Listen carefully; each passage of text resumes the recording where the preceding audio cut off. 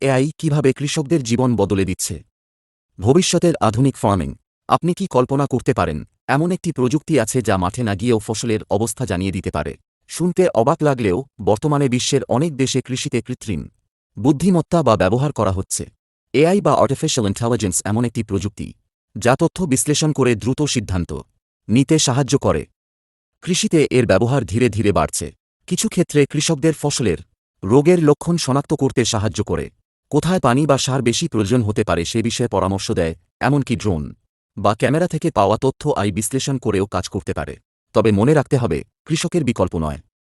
এটি একটি সহায়ক প্রযুক্তি যা সিদ্ধান্ত নিতে সাহায্য করে।